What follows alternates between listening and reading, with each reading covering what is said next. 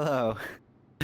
Now, before I begin, I would like to preface that no element of this presentation was made using AI assistance tools or generation. With that out of the way, I'm Alan. My pronouns are they, them, and I'm the leader of myself, I guess. I don't really have any titles or anything, and the only certifications I have are in being a total nerd. But I think that's okay. Personal introductions aside, welcome to my panel. This is Owning and Preserving Your Physical Music Library, a presentation focused on ways you can preserve your physical music collection. I'm sure many of you can guess correctly as to what this entails, but allow me to ask you a question. Show of pause. Even if we're all in different instances and I can't see any of you, that also means your Twitch chat. I can see you. Who here is subscribed to a music streaming service? Don't answer all at once now. I'm kidding. So they are convenient and get you all the music you want just from a couple of scrolls and clicks, yeah, but let's say you scroll and click one day and suddenly your favorite album's gone. You try searching for the album on the service and nothing is showing up. Quick internet search tells you that many people are also reporting this happening to them. Turns out that a statement was given by the publishing company saying that the artist requested that it was removed because they don't like that album anymore. Or if it's a foreign album, the publisher decided not to renew a contract for license for overseas distribution to your country. Either way, now you can't stream your favorite album and it's been taken from you by force.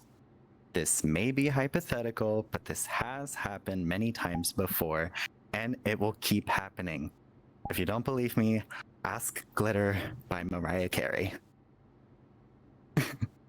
It's the uncomfortable, unfortunate truth about this streaming age, but that shouldn't mean that we have to put up with it. Thankfully, many artists these days are still putting out physical releases of their music, including CDs. Hooray! Now, what if you make your physical releases into digital files and continue listening to those files even after streaming services have taken those albums down? That is what my panel is all about. Ripping your CDs to your computer to preserve the music you own yourself, because there's no company that can control what you do with that. I will be going into detail on what you'll need to not only rip your collection, but to help build it up as well. I mean, if you're getting into this for the first time, chances are that you'll want to collect more of the music you listen to on streaming, right? Some of you might be thinking, ugh, why should I care?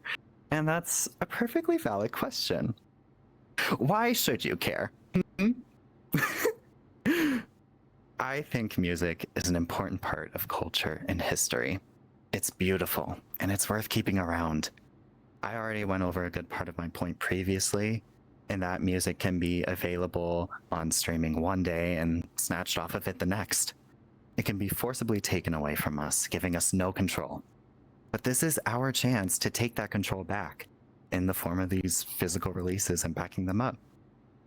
Now, ever since I unsubscribed from music streaming, which I was going to do anyway because my student discount was running out after graduating, my CD collection has grown to over 100 albums.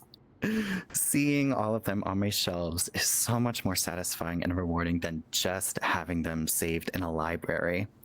But that doesn't mean you and I can't have both. While it may take some time and storage, depending on how you're wanting to save everything and how much you have, I'm guilty. You can have your entire CD collection backed up on your hard drive and available for playback on your devices like your PC, laptop, and smartphone. And I hope you'll allow me the honor of showing you my preferred way to do so, step by step. Now, just as a forewarning, this is going to deal with local storage only. I don't really have any expertise on NAS storage and servers, but it is possible. You can do it. I believe in you. You can make your own streaming service that way if you really want to. Now, This will be available as a VOD after Furality Ultra ends, so feel free to come back and use this as a bit of a tutorial video. I will also note that the Q&A will be at the end of this presentation, so make sure to save your questions, not only in Twitch chat, but the Discord channel as well, until the end. So, firstly, there's some prerequisites we need to establish for ripping your music. The following applies to Windows machines only, as that's the only thing I've done this on.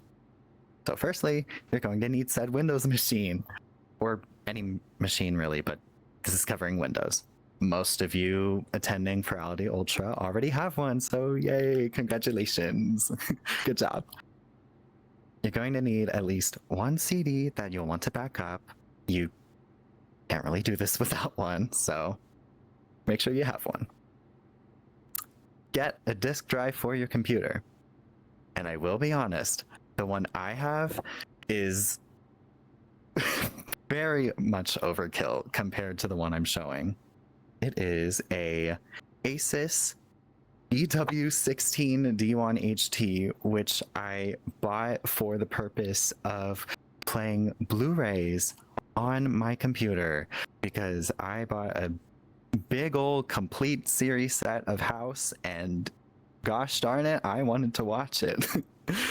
But I realized soon after getting it off of eBay, for a really good price, might I add,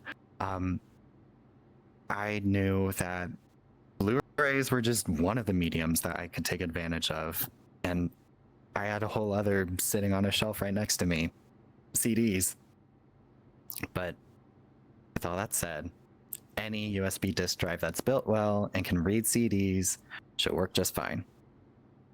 For ripping, you're going to want to download the program Exact Audio Copy. Now, don't let the acronym scare you. This is the good one. We are fine. This is just a program that helps you rip your CDs.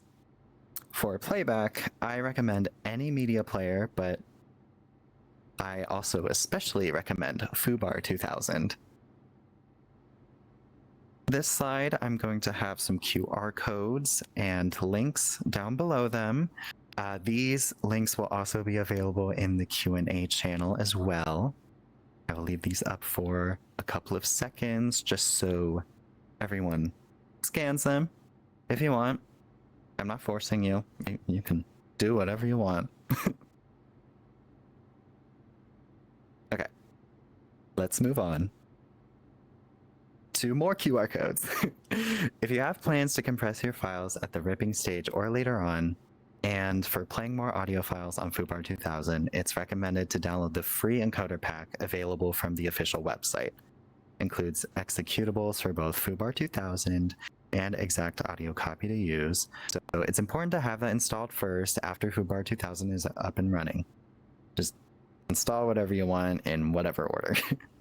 But if you don't want to use that as your music player, or you don't want to download the encoder pack, you can just grab the executable for MP3 encoding at this Rareware site. I think I've left it up long enough, but once again, it will be in the Discord channel.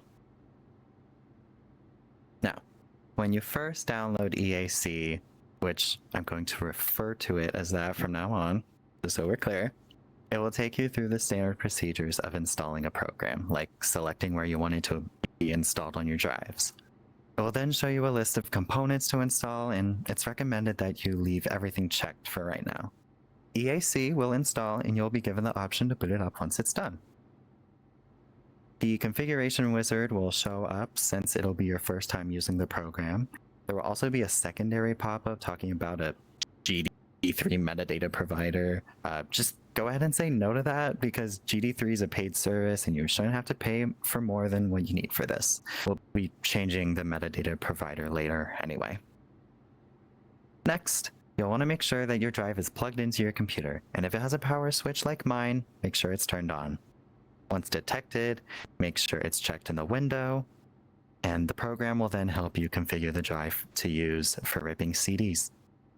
I would recommend sticking to having accurate results, also known as the secure mode. Having increased ripping speed is nice and all, but sometimes it can lead to unintended results. And the faster mode, named the burst mode, won't be able to correct detected errors like secure mode can, which is a pretty cool feature. Only select that option if you're sure. From here, the program will need a CD in order to detect what features your drive can take advantage of for secure mode.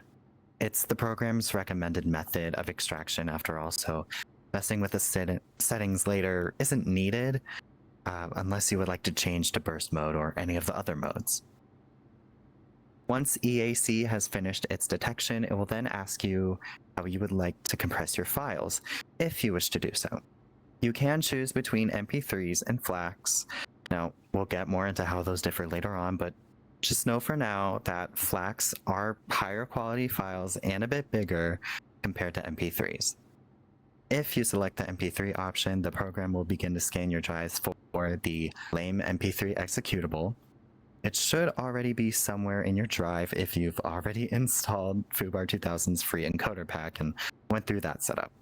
But since this scanning can take a while, you can always just cancel and paste the path to the executable manually. There may be some of you out there that will experience a crash if you click the browse button, like I did.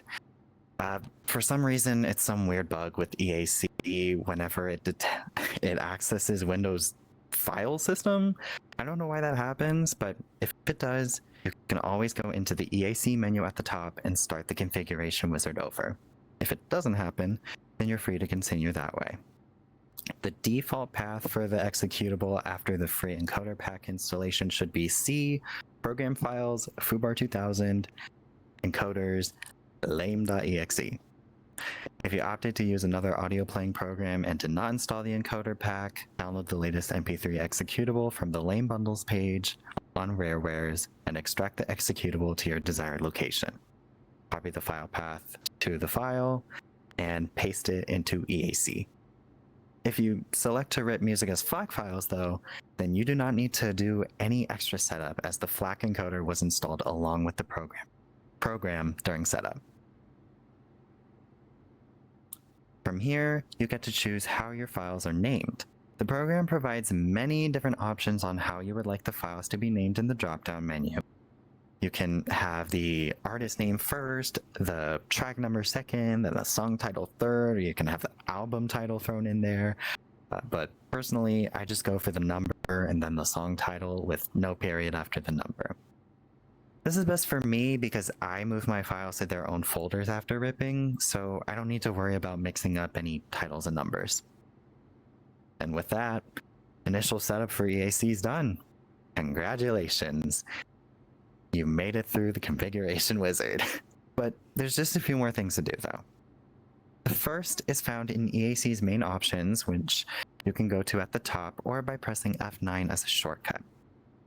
Navigate to the directory tab, click use this directory and set a folder for where ripped files will go. Again, do not click the browse tab if you're having crashes or if that happened before at least.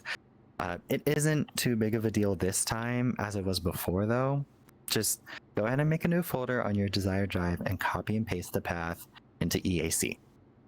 Next, let's go ahead and set up a new metadata provider so we won't get that annoying pop-up every time the program starts up.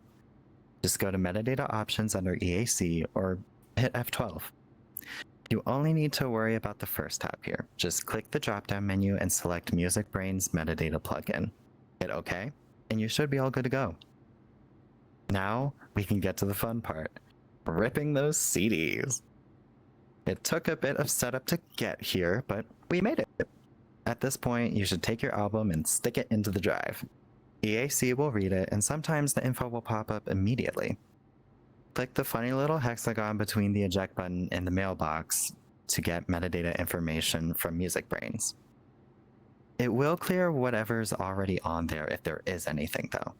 If it's successful in finding information, then it will prompt you to choose a picture to set for the files. Make sure it's a good resolution, but not too big. I recommend anywhere between 1000 by 1000 and 2000 by 2000 images. Every image saves as a JPEG, so it's a good resolution with a small file size that doesn't inflate the exported files too much. Sometimes, and this is common with imported discs sometimes, there can be more than one option for metadata to set to the album. Cross-reference with the case or the internet to see what's best for your disc and then select it. There can also be cases where the only metadata applied is incorrect or there's no data that shows up at all. At this point, you can fill the information out manually, double-click the song titles to change them individually, and use the text boxes at the top to change the artist and album names. If you need to set a picture, sites like this iTunes Artwork Finder will let you save 1200 by 1200 JPEGs of covers straight from Apple's servers. Sometimes the album you're looking for won't be there though. At that point, it'd probably be best to just save the image from Genius, a lyrics website, or search for the album itself on Google. Now that we have the information set, you can choose to either rip the tracks as uncompressed WAV files or compressed files via the options you chose during setup. Those buttons will be on the left, the first icon having WAV in the corner and the second having CMP for compressed. This process will take a bit depending on your settings, your drive, and your computer. It's important to set aside some time to do this if you're going to be ripping multiple discs, but at this point, that's basically how ripping music from your CDs goes. Now, it's time to figure out how to get those files you ripped organized. If you're like me, then you probably copied each album you ripped to their own folder in a big music folder. This is a perfectly fine way of organizing, but I went the extra mile and converted the images of each album cover to ICO files and replaced the folder icons with those, just because I thought it'd look nice. You're free to put every single song in the same folder unorganized though, if you're a little crazy, you want to go out of the box. But just know that if you somehow have two different songs with the exact same file name, you will need to make accommodations so that nothing's overwritten, depending on how the files are named, of course. But you're going to want to listen to these songs though, right? It's time to get to my recommended methods for listening on PC. We'll cover mobile later. Firstly, we'll be getting into installing and navigating Foobar 2000 on PC. It's the same kind of installation package as EAC, where you click it, select where to install it, yada yada yada. There is an option for a portable installation too if you want it on something other than the C drive in your program files or whatever, but I would just go for the standard install. That's just how I did it. And once it's done, get it open to begin setting it up. Upon first boot, it'll ask how you'd like your layout to be. You can choose whatever works for you, but I would go for album list plus visualization for now. This is what it looks like, minus the brown and orange hues. That's just my customization. But there are many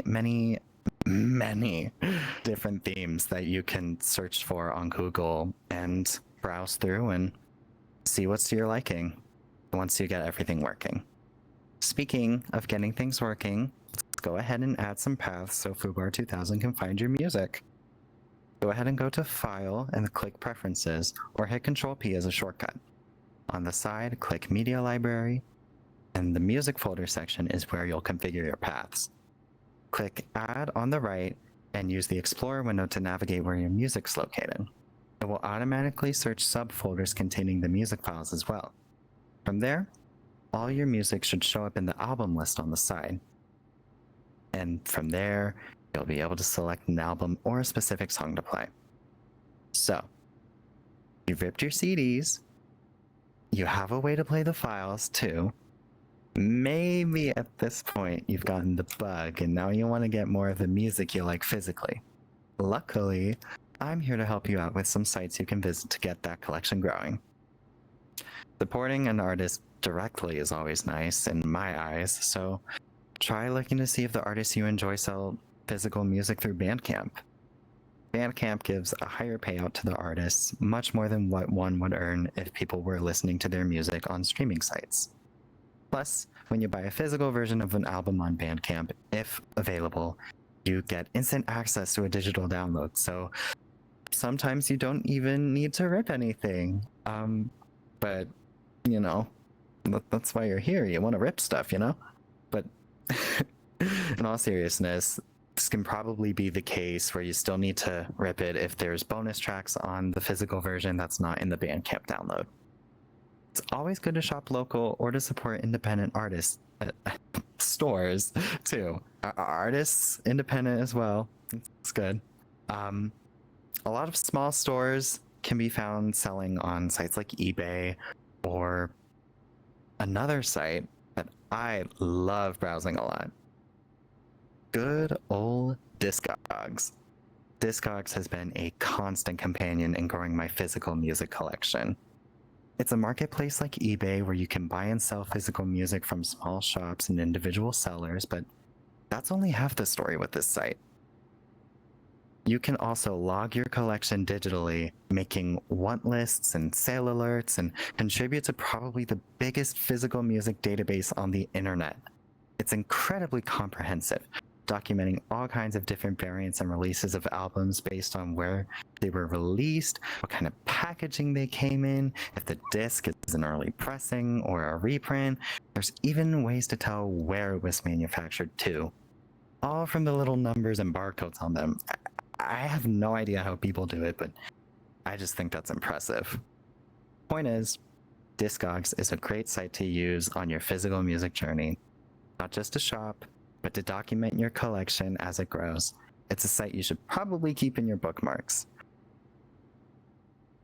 But for now, remember earlier when I said that we get into how MP3s and FLACs differ?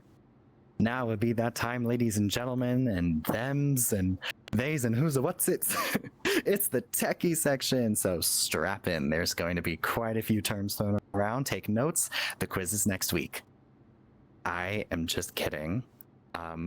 Writing this script felt enough like going back to college, so I would not want to wish that on to people who do not want to go back to school.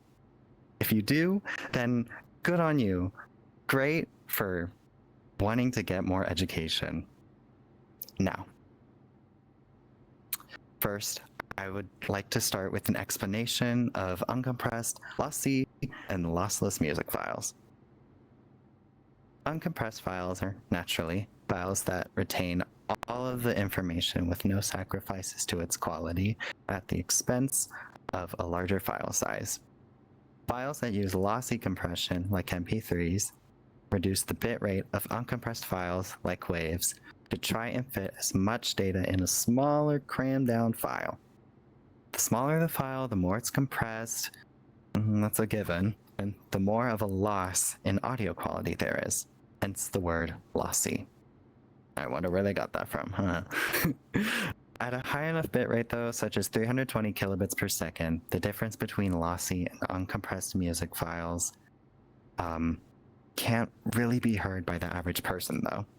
It's one of those things that you have to have really good ears for, I suppose. Or really good headphones. Or both. Lossless files, on the other hand, they're an interesting one. Let's take FLAC for example. It's only slightly smaller than an uncompressed file, and there's no loss in the quality despite the compression. It's easier to think of it like a zip file. When it's ready for playback, the device unzips it to play the song, and the speed of the unzipping can depend on the hardware being used to play it. More often than not, though, it's a really fast speed anyway. One Zaxter on Reddit put it in better words than I could when I was curious about how this worked. Uncompressed audio of absolutely nothing and a song are exactly the same. There's a lot of unwasted space. Wasted space. My apologies. Even if the song has no frequencies at 20 kilohertz, it will have data there. FLAC throws away this unused data and doesn't touch the audio. It really just depends on your preferred flavor of compression.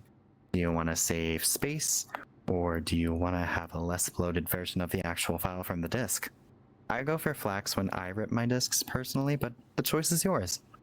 If you ever want to change from FLAC to MP3 or vice versa, just run EAC's configuration wizard again. It's the best way to switch between the two for any beginners, and it shouldn't overwrite any existing settings. I would also just recommend in general to set the bitrate to the maximum possible value for each format too. Just go to EAC at the top, compression options, and find the bitrate section. 320 kilobits a second is the max for MP3s. For FLACs, it should be 1024 kilobits a second. I figured that was important to tack on there. If you have any existing files that you want to convert to a different format though, then Foobar 2000 is perfect for that, given you have the encoder pack installed.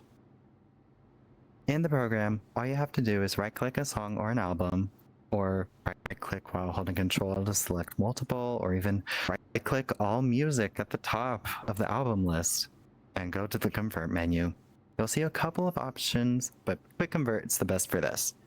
Now that you have all the files you want selected, just go ahead and click that.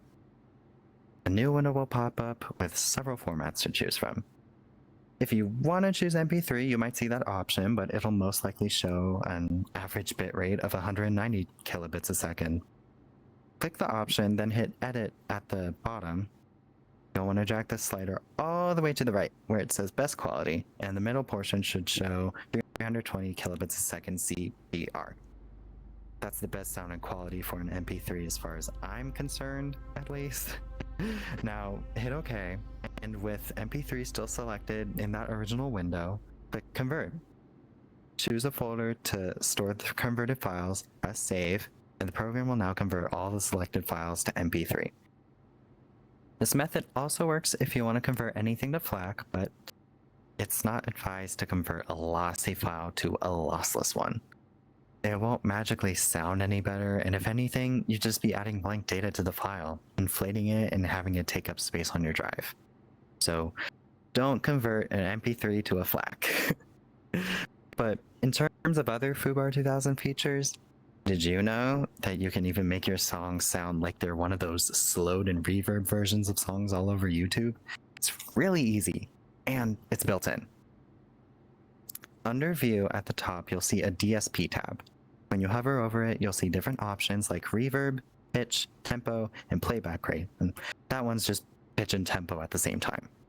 The options will appear in their own windows, but you can go into a layout editing mode to add tabs, different UI elements, like the DSP options I listed. And this, how my layout looks. Oh, so fancy. I added a place where the album art shows up in bottom left, a visualizer in the middle, and on the right, the bottom right, are the DSP options. And on the right side in the middle of that section, it's this way. That is an add-on to Foobar 2000, more commonly referred to as a component called Open Lyrics. There are plenty of components that you can easily add to the program, and all you have to do is go into the preferences, once again, go to components at the top, hit install, find the components you've downloaded and select them, and hit apply, and probably restart for good measure. And there you go, it's installed. Besides Open Lyrics, I also use a component that links to my Last.fm account to log the tracks I listen to, and another component that shows what songs I'm currently listening to on Discord as a rich presence. Those were things I missed quite a lot when I was still subscribed to a streaming service, so I'm happy that I could restore them this way. Here are QR codes and links to those components. I will go ahead and leave them here for a little bit. Once again, for the third time, just making sure everyone knows these links will also be available in the Q&A channel in the Discord. Leave them up there for a little bit longer. Are we done? Okay. Here is where you can also download my layout file if you thought it was super cool and awesome and interesting. You can load it up by going into File, Preferences, and by clicking Default User Interface under Display.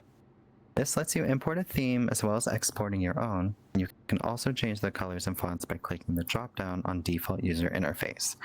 Just know that you can change the colors as well so that they're not brown, but they won't be brown for you anyway, so it doesn't matter. But while listening on PC is nice, what about phones? I think it's about time we cover that, so this would definitely be where converting files to MP3s comes in handy.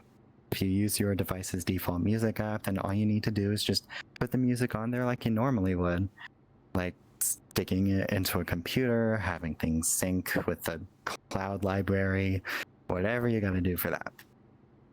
Fubar 2000 also has its own mobile app. It supports full playback of pretty much every file, including FLACs, and supports FTP file transfers over your local network. It may not have all the features or component support that the desktop version has, but it's still a pretty good music player. So, a few months back, I was on the lookout for something that looked fancier and also linked to my Last.fm account. That way my mobile listens could be tracked. My searches led me to FLACbox on my iPhone. It's a premium app that I now use instead. After being satisfied with the premium features from its free trial, I purchased the lifetime access during a holiday sale for $30. It is normally $70 for a lifetime fee outside of the sale, or you can do $20 a year. And yes, it is kind of steep, and that isn't for everyone, and that's okay. If they somehow screw me over and I can't restore my purchase and I lose the license, then it's back to Fubar 2000 mobile for me. With Android though, I don't have too much experience with the platform, so I can't exactly recommend a player besides Fubar 2000 on there as well. But the good news is that mobile listening tracking through Last.fm is way easier with the app and Scrabbler. It just detects whatever music is playing on the device, even counts YouTube. And it logs it to your account. It's simple, it's free, and it has no ads either. I'll just leave this up for a couple more seconds. Again, it will be in the Furality Discord Q&A channel. Now, as we reach the latter portion of this panel, I would like to take this time to offer some helpful advice, things to look out for, keep in mind, and maybe some smaller programs and apps that can be used to enhance your CD ripping and collecting experience. But firstly, I'm gonna drink some water. Y'all should do that too.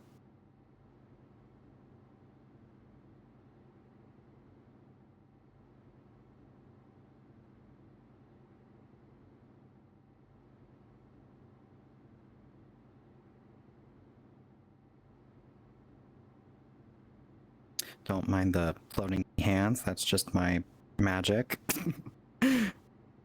Now, one thing I want to share is that while you're building your collection, it's important that it's kept in a safe, climate-controlled area, and to especially not leave any individual CDs in hot cars. CDs can become distorted and unreadable when left in very hot climates over time, and while they're not as sensitive as something like a vinyl record, that doesn't mean they're indestructible. This is especially true when it comes to cue the dramatic music. Just kidding, there's no dramatic music. Don't worry, stream team. Dun dun dun. Disc rot. I did it myself. Disc rot is a chemical deterioration that can happen to not just CDs, but DVDs and even Blu-ray as well. Wikipedia lists the following as causes of disc rot: oxidization of the reflective layer, reactions with contaminants, ultraviolet light damage, aka sun, aka don't leave it in hot car, and debonding of the adhesive used to adhere the layers of the disc together. The most common way to tell if one of your discs is going through disc rot is to hold it up to a light source. There are several tiny holes that are peeking through. It's more than likely the process has already begun. Another way to tell is discoloration of the disc, I guess sort of like a stain. I would recommend at least trying to rip the disc, music from the disc as soon as possible via the secure mode on EAC so that potential errors can be fixed. You might be able to save the music on it, even if the physical disc is lost, but if the music can't be fixed, then it might be time to look into getting a new copy of the album or buying the files digitally online through sites like Bandcamp or Bobuzz. Another thing to look out for when expanding your collection or getting replacement copies, like I just mentioned, are the inevitable scam sellers and bootlegs. Anyone that attended the not getting scammed online panel, put that advice to good use. Scam sellers are most common on sites like eBay, but they can be found on other platforms like Mercari and Depop, so no platform is safe. One of the telltale signs of scam sellers is usually the use of stock images straight from the artist store. Not saying that every listing with a stock image is going to be a scam, but it's not exactly a good sign if they don't show that they don't have the product in hand. Another sign is using other people's pictures for their own sellings or listings. It's more than likely to be a scam, especially with more uncommon and rare items. So in that case, I would recommend reverse image searching and making sure that you don't find the exact image that's been used on any other listings. If you do, stay away. One thing scam sellers might try to do is sell you a bootleg of a release. Bootlegs are common with rare releases or older video game soundtracks, like for PlayStation 1 JRPGs, like the one shown on screen, good old Final Fantasy VII. Discogs is great for things like this, though, as they have entries for these bootlegs and unofficial versions. Usually, the notes section has detailed descriptions on what makes it a fake copy and what the differences are between it and a real copy. They even disabled sales of unofficial releases, so nobody can buy any. It's very consumer friendly in my eyes, and it's another reason why I'm a frequent shopper and user of the site. Honestly, might be their furry ambassador at this point. The next thing to keep in mind is it's kind of like half a warning, half of just a general thing to keep in mind. So, a common practice for artists to do sometime after their album releases, whether it be a year, a few months, or maybe 2 hours after the standard one releases on streaming, if totally crazy, hint hint, wink wink, is to put out a deluxe edition of said album. Years and years ago, it was common to put out deluxe edition CDs alongside the standard edition on the same day, either as a store exclusive or just another option if you want more of the new album to show your dedication as a real fan on release day. These days, though, it's becoming less and less of a thing to even put out physical versions of the deluxe. If there is one, then it might just be vinyl only. There are some cases where CDs are made, which great for me. Some artists will be gracious enough to make them a wide release, and I will forever be grateful that they think of the CD market still, but some artists will decide to make the CD a tour exclusive or exclusive to a single country like Japan.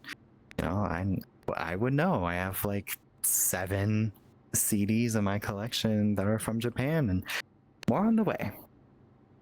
And as an example of the trials and tribulations that I have gone through for collecting said deluxe editions physically, allow me to tell y'all a little bit of a story. So, we have Olivia Rodrigo here on the left. Her sophomore album Guts came out September 2023, and a deluxe came out March of 2024. A vinyl ended up coming out in July, but there was no word of a worldwide CD release. There would be a CD release in Japan, though. This was to commemorate her tour stop in Japan. But nothing else in any other country. So I had to import it, and a whole bunch of other people did too. And now it's out of print, and now it's really expensive online for some reason. On the right here, we have Sabrina Carpenter.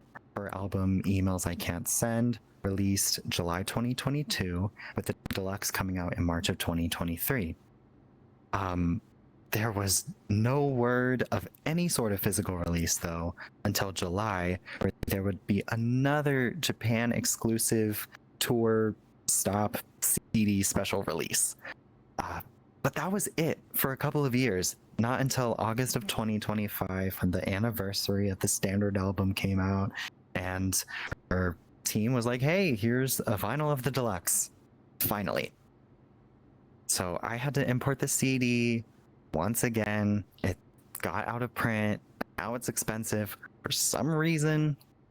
But that's just 2 examples. The point is, if you're like me and aim to get the deluxe editions of albums, this is something you might end up having to do. It was easier here before tariffs were a big thing in the US, but now it's a bit more of a hassle.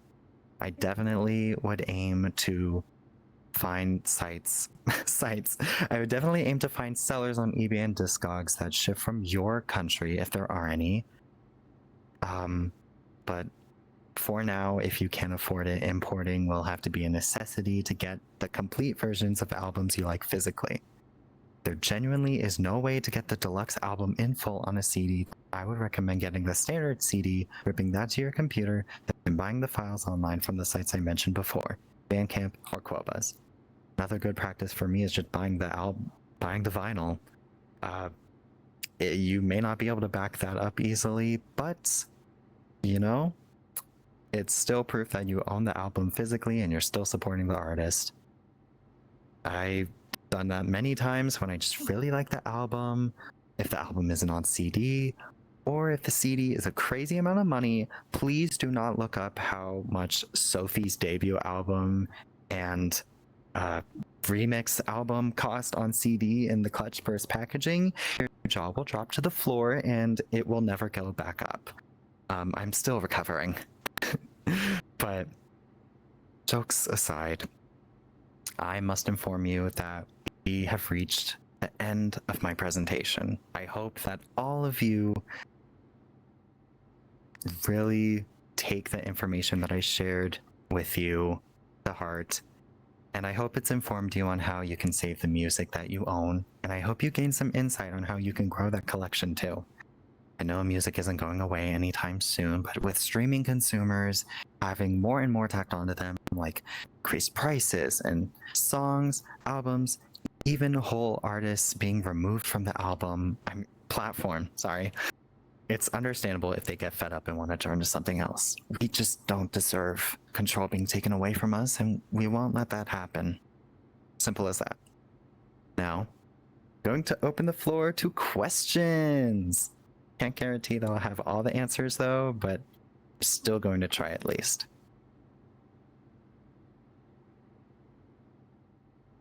Boone is finding the ramp. He found the ramp. I found the ramp. What's up? How are you? Are you ready for some questions? Yeah. All right, so we've already got one so far. We gotta keep people typing. Sides. Yeah, we can change sides. I don't know. Okay. So all right, perfect. All right, so the first question comes from somebody. They go by Enstrayed. I hope I'm saying your name right. I'm so sorry if I'm not. But they would like to know, they say, please tell people about MP4/AAC and Opus and why they are better than MP3. Ooh. Huh. Okay. Well, this is probably an instance where I don't have all of the answers. There's a lot of different file formats. I know Opus is yet another lossless format. What I showed in the slide before was just an example of a whole bunch of different categories of like lossless and lossy files. They're kind of the same. Not really. It's really just a matter of how they're encoded and whatnot. It doesn't seem to me like there's an advantage from one over the other, especially with lossy files. That's just my thinking. I'm sorry if that's not like the answer you were looking for. I think I need to do a little research on that. But yeah. Well, the next question comes from DOC 9000. Your name's really cool, by the way. Do you have any recommendations for someone doing the inverse of this process? I tend to download music without a physical release, a lot of Bandcamp things, and burn them to CDs. Okay. Well, make sure that the files you get are always lossless. Make sure that, let's see, the CDR limit, I think the general limit for file size, I believe, is around 700 megabytes, or 80, 90 minutes of music. I think it's closer to 80. I've seen with recent CD releases, like the one disc version of Pink Pantheress's Fancy Some More project, that definitely pushes the limits of like what a CD can hold. So I would say just stay safe though with the size and track like length limit. Get some good quality CDRs. If you need to burn lossy files, just know that if your ears are trained, then it's not gonna sound as good as lossless files. Other tips. I'm trying to think here. My little brain is bouncing around in here.